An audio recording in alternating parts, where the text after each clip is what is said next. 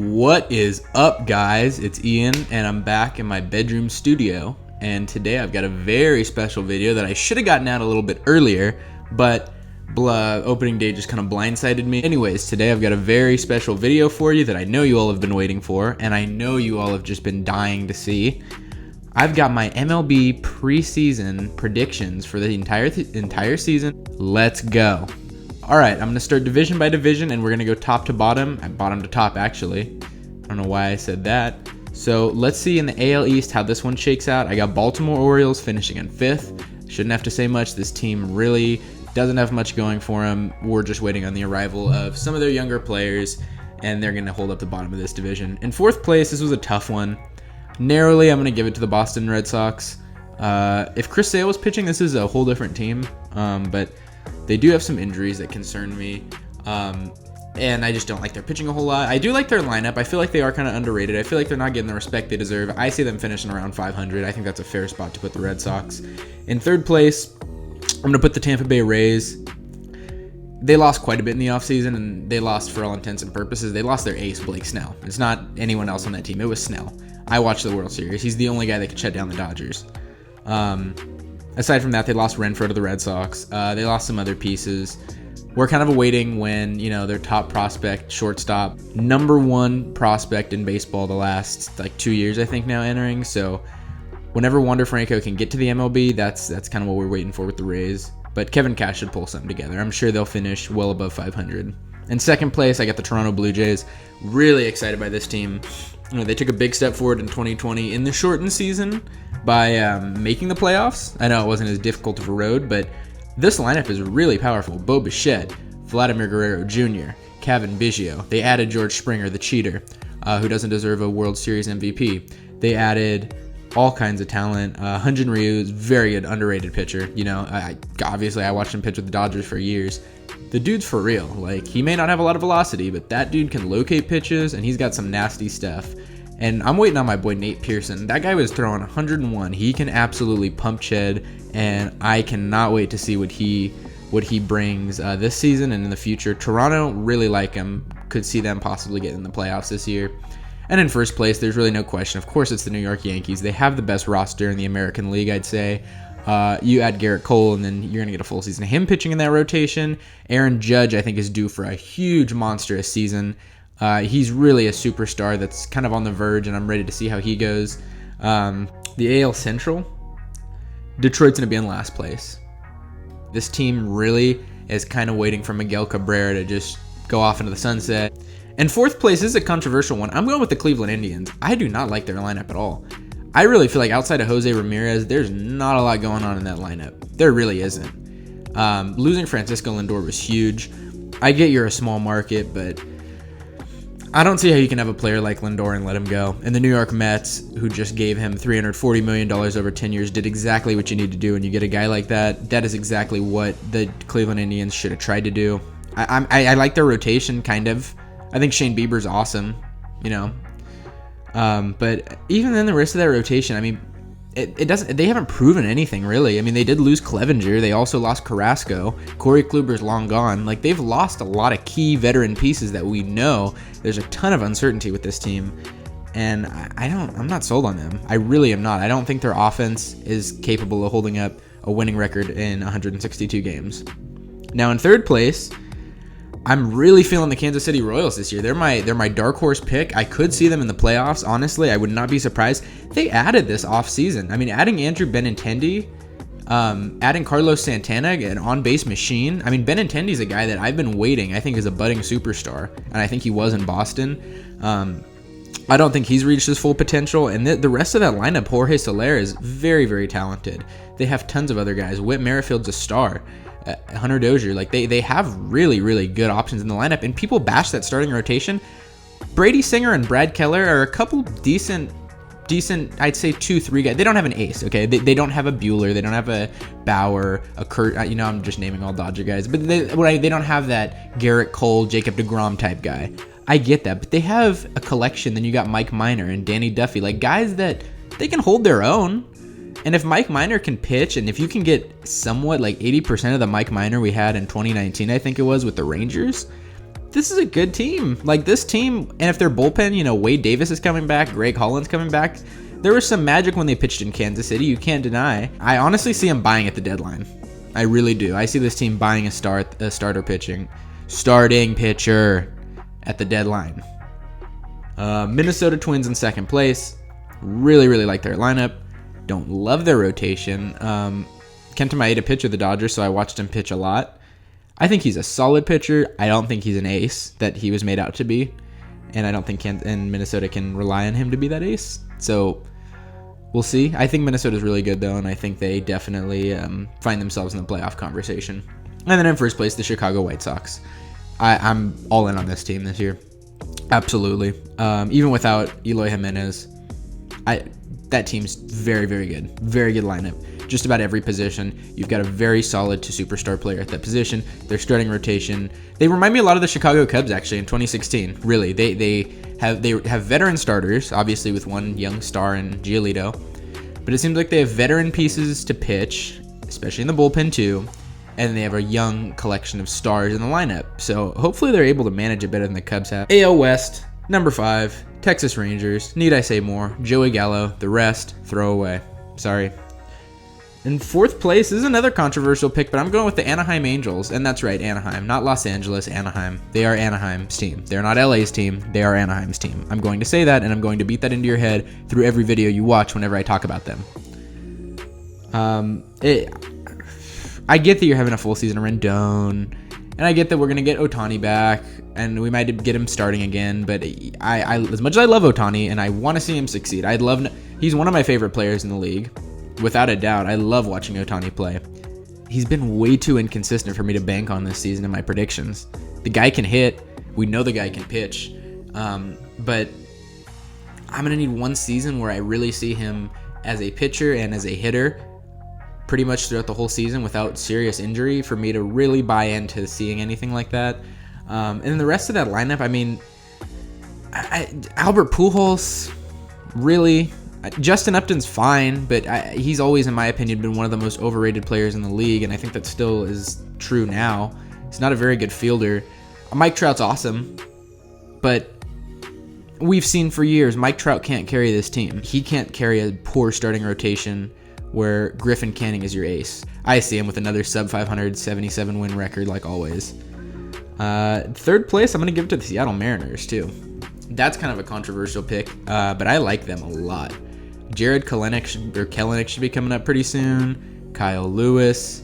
Tons of good players. I get James Paxton back in the rotation. He pitched really well when he was in Seattle. Maybe a change of scenery back there is just what he needs. They are definitely going to take one last step in the right direction before playoff contention in 2022. In second place in the AL West, I'm saying the Houston Astros occupy this spot. I wish I could put them in last place. I wish everyone that was on their team that participated in the 2017 World Series was off the team and suspended from the league forever.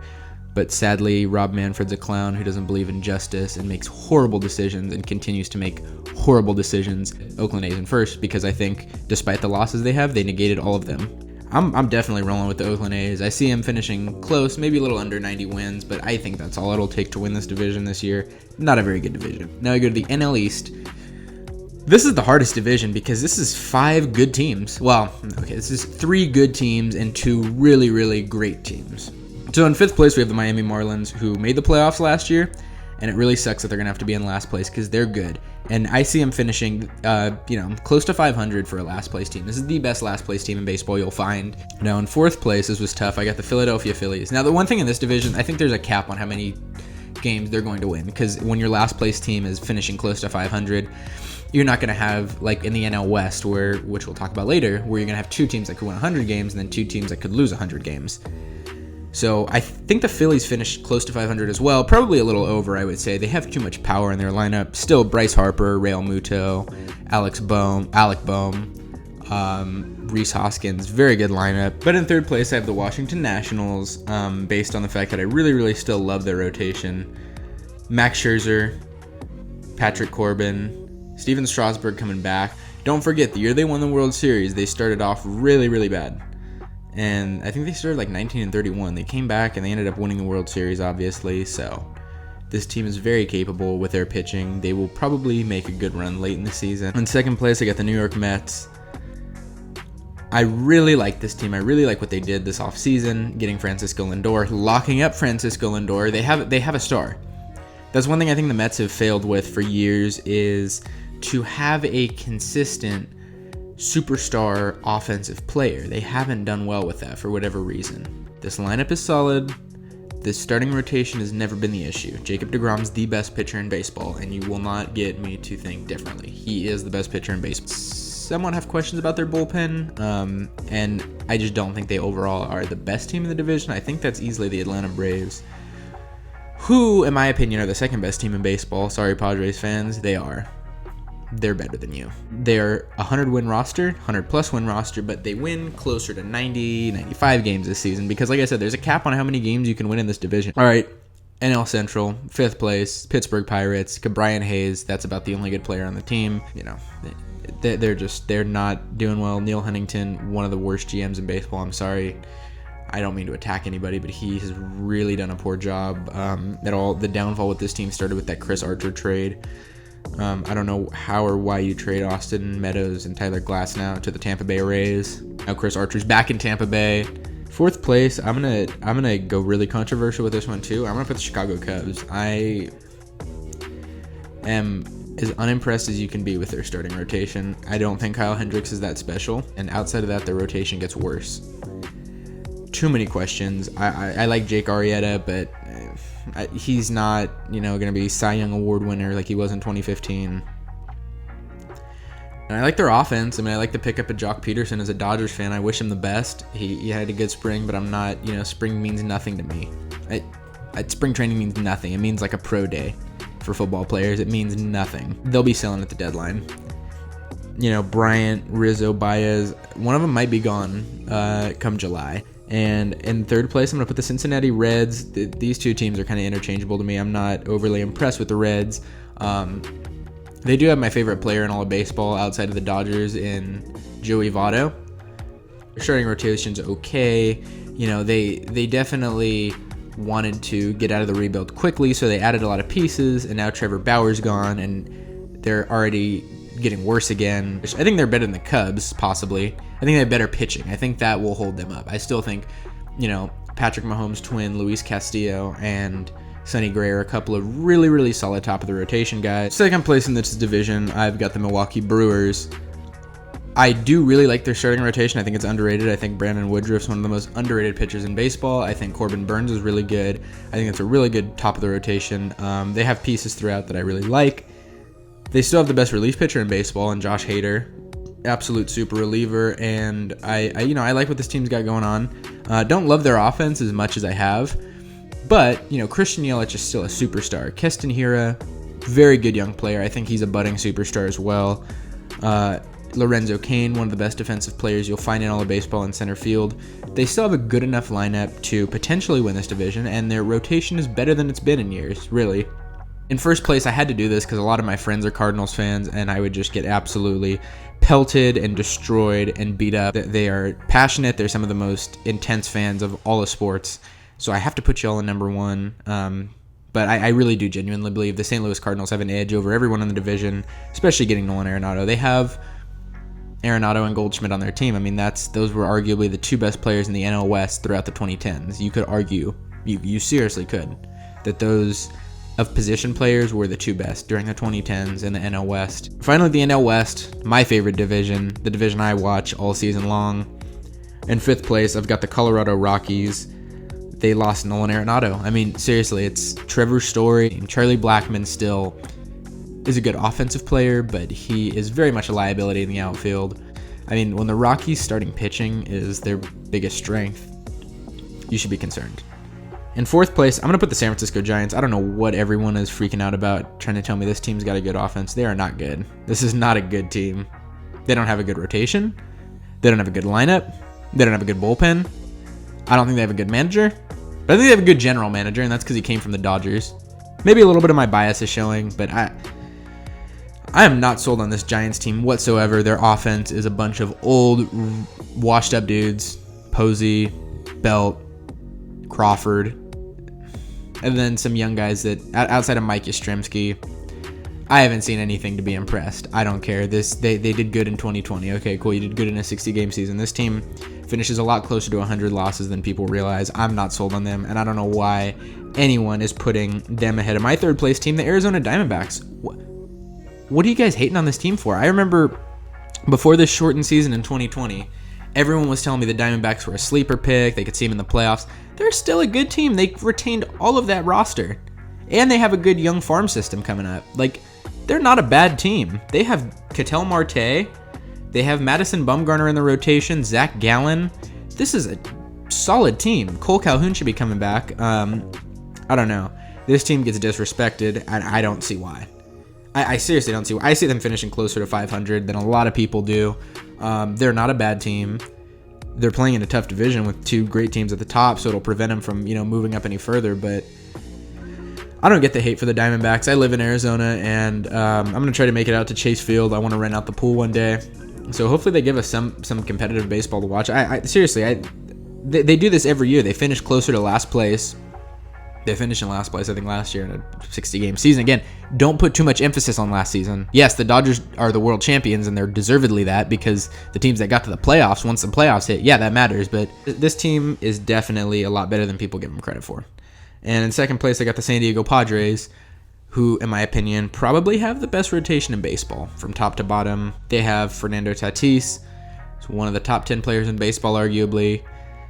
Manny Machado, Dodger fans hate him. I still love him. He's got an attitude. He's got a flair that I think works for this team, that fires them up. They haven't been anything ever. They've been a disastrous franchise. It's a little embarrassing that you guys still celebrate wild card wins and that you guys are celebrating, winning the first game of the season.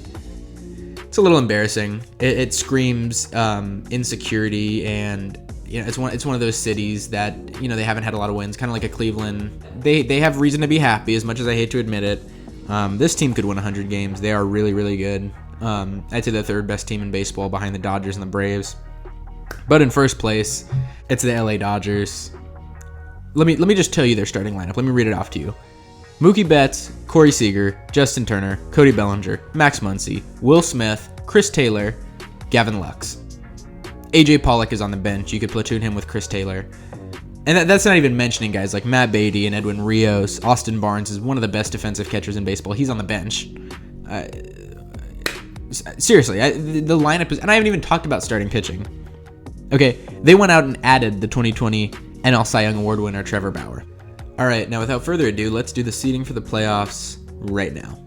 In the American League East, the number 1 seed will go to the New York Yankees, who win close to 100 games. I don't think they quite get there, but they get close. Number 2 seed, the Chicago White Sox. In third, we're going to have the Oakland A's, obviously the last division winner. And then my 2 wildcard teams, I've got the Minnesota Twins hosting the Houston Astros in Minnesota. All right, let's move on to the National League.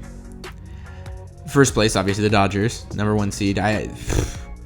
It's not even about winning the division anymore with them. It's not even about, making the playoffs. It's not even about winning World Series anymore. They've already done that. They know they can do it. They have a World Series roster that they've mostly kept intact and then added to. This team is chasing 120 wins. They're not going to lose a lot this season. They are chasing history. They are looking to beat the Seattle Mariners record. So I think they get close to it. I don't think they quite do it, but I got them as the number 1 seed. Number 2 seed, Atlanta. Really like Atlanta. Distant 3, St. Louis. I like them, but I just don't think they stack up to the Dodgers and Braves. And then my 2 wild cards, the San Diego Padres hosting the New York Mets. We'll get to the playoff predictions in a second, but first I want to give you my picks for MVP, Cy Young, Manager of the Year, Rookie, the awards. I'm going to give you guys the award picks. So we will start off in the American League with my Manager of the Year, Tony La Russa. Now, this sounds like a weird pick. I know he's won it before. He's coming back from being out of the league since, 2012? He's been out of the league as a manager for a long time, and he comes back and leads a team to the playoffs. And we'll see what happens, but he could lead them a lot farther than just the playoffs. Obviously, you don't vote on that, but him coming back and winning a division in his first season, I get that he's got a talented roster. That says something. Rookie of the Year, I'm going to give it to Nate Pearson of the Toronto Blue Jays. He might come in a little later in the season, maybe like May, possibly even June, in which case that could kind of sabotage his Rookie of the Year chances.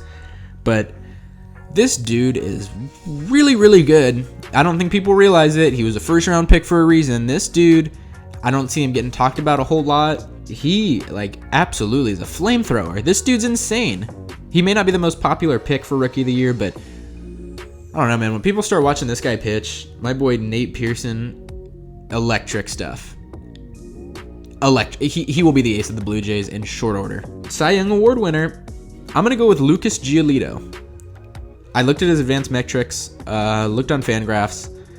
2019, he was amazing. 2020, had a really good season, but it was shortened, so you don't have as good of a sample size. I think, the fact that we have guys that vote based a little bit more on old school stats like ERA, maybe even wins, but then you also have guys who are voting on things like advanced metrics. Lucas Giolito is a perfect medium, and I think he wins a Cy Young Award this year, and that's good for the White Sox. They're really having a good year, I think, this year. MVP, I'm going to go with Aaron Judge. I know Mike Trout's always the popular pick, but Aaron Judge is going to lead the team that wins the most games in this league, and I think he'll have comparable stats to Mike Trout this season. I've been waiting for him to break out. For him, it's a matter of staying healthy, and I seriously hope Aaron Judge gets this opportunity. I'm predicting he stays healthy. I always predict players stay healthy because nothing worse than looking at a guy that's awesome and thinking about what could have been. That's always the worst in sports, but I don't think we worry about what could have been with Aaron Judge this season. I think we appreciate what we saw because he's going to win the MVP this year in the American League. Now we'll go to the National League. Manager of the Year, I'm going to give it to Jace Tingler of the San Diego Padres. Dave Roberts has already won it. Brian Snitker's won it. St. Louis, I don't think is quite good enough where they're going to win Manager of the Year. And you could give it to the Mets, but they bring in Lindor. I think it goes to Tingler because the Padres that I see winning around 100 games, it's kind of a franchise that's historically meager. They've not really ever been good. They've never won a World Series. Outside of a couple years they had Tony Gwynn and they were decent. They've largely been a disappointing franchise. So when you're able to lead in the clubhouse this team, I think that means a lot. The Rookie of the Year in the National League, another guy I don't see people talking about so much is Dylan Carlson of the St. Louis Cardinals. Why? This guy, one thing I think is hugely important to Dylan Carlson and going to help him out a lot is that he's going to hit in a lineup now that just added Nolan Arenado. So you're going to have Goldschmidt and Arenado, DeYoung ahead of you. You are going to see better pitches. You are going to see the best pitches. Dylan Carlson is one of the best five-tool player prospects, I think, in all of baseball. He's a very solid fielder. He gets on base. I think he's got flashes of power that I've seen. He's really talented, and it's not going to hurt that he's playing on the Cardinals. The Cy Young Award winner, staying in St. Louis, Jack Flaherty. I think Jack Flaherty wins the NL Cy Young. I think it was hard to pick against Jacob deGrom, and it really broke my heart to pick against my favorite pitcher in all of baseball, Walker Buehler. But Jack Flaherty is also got one of the best defenses behind him, and that doesn't hurt. And to give him credit on his own, the dude's nasty. This dude has some of the best stuff. His advanced metrics line up. He's not one of these guys you see having a fluke season. He's an ace. He is an ace.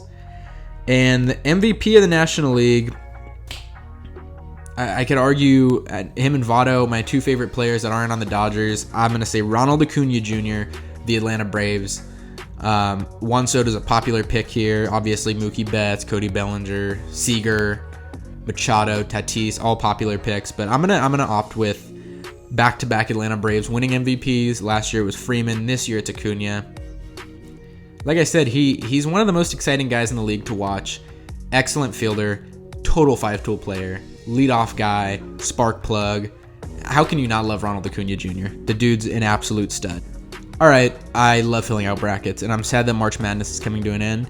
So I felt like doing another one, and it's the baseball playoff one that's not going to take effect till October. But I'm ready to call my shot, just like Babe Ruth. Let's go. All right, so in our wild card games, we've got Minnesota and Houston in the American League. And I'm going to pick Minnesota because I can't wait to get rid of Houston. But also, I think Minnesota, they have enough pitching. Barrios is a very, very good pitcher. And I think their lineup's a little better than Houston. They should win this game. In the National League, we've got the Mets and the Padres. And it's really a shame that the Padres are so excited and built so much for a season where they're going to lose in a one-game playoff to the best pitcher in baseball, Jacob deGrom. And I mean it when I say it. My life depends on an MLB team right now to win one game, and I'm going with the New York Mets over anybody, even the Dodgers. If my life depends on it, I'm going with the New York Mets to win one game. DeGrom's used to pitching without any run protection. He's got run protection now. We'll go to the division series now. American League, New York Yankees against Minnesota. I think New York is just the better team. They have better pitching. They have as good of a lineup. They're going to move on. We'll make it easy. White Sox and Oakland. I'm going to go with the White Sox. Oakland always builds teams that get to the playoffs, but never builds teams that win in the playoffs. And the White Sox are just better, and they also have home field advantage. National League Division Series 1. LA Dodgers, New York Mets, LA, New York, really good rivalry. One I think we'll be seeing a lot. Betts, Lindor, a couple guys that are going to be the faces of the National League for the next decade. But I think the Dodgers take the cake here. Jacob deGrom will have already pitched in a one-game playoff. He'll come back hopefully for the Mets, game 2 or 3, but I don't think they really stack up. Dodgers are a better team, better lineup, better rotation. They're going to win that series. Now the last division series. The Atlanta Braves and the St. Louis Cardinals. It's Atlanta for me, and I think it's likely a sweep. Atlanta beats St. Louis in every category you can imagine. They have a better lineup. I think they have a better, younger rotation, and I think they have a better bullpen. So this leads to some really, really awesome Final Four in baseball with the Yankees and the White Sox, the Dodgers and the Braves. So we'll go to the American League, where I've got the Yankees and the White Sox.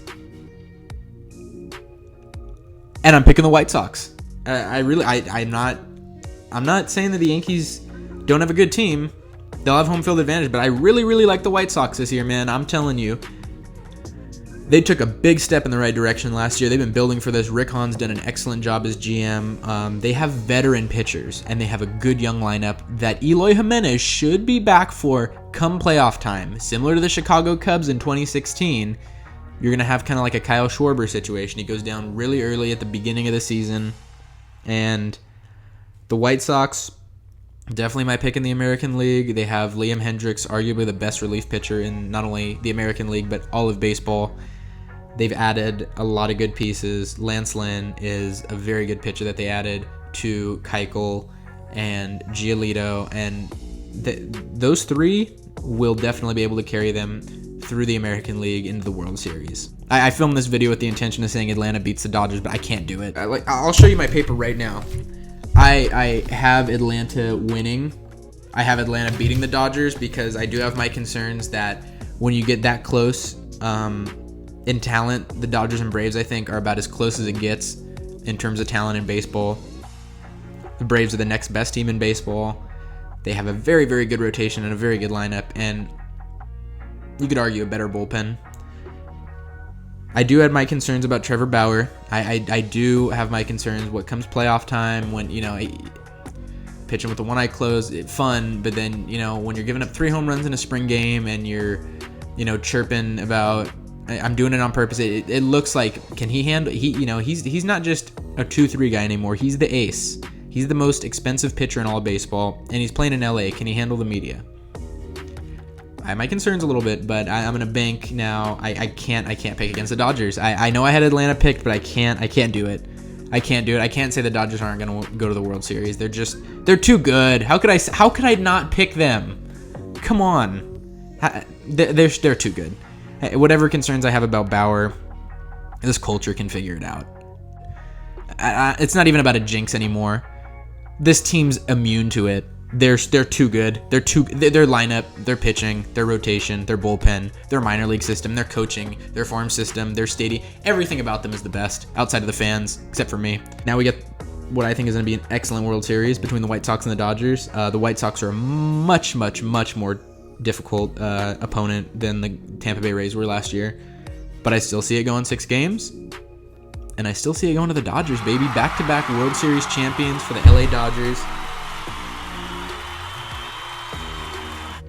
Dodgers are going to win the World Series again.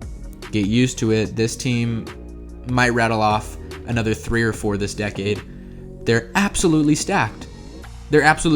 And They have one of the best managers in all of baseball that knows how to manage personalities. I don't care what your opinion on Dave Roberts is. The dude is one of the best managers in baseball, and he's proven it time and time again. This team is too good. The White Sox are awesome, but they're just no match for the Dodgers. And to be honest with you, I don't think anyone's really a match for this team. It's like watching Gonzaga right now. They're just better. They're head and shoulders more talented, and they can beat you in numerous ways. The Dodgers can beat you in so many different ways. I hope you enjoyed this video. If you did, please like, subscribe, comment, share. Let it be known. Let this page go big. If you're into sports, whatever content, I'll be making a lot of baseball. So please just drop a like, subscribe, share. Thank you so much, and I appreciate you, and I look forward to making more videos for you soon. Thank you.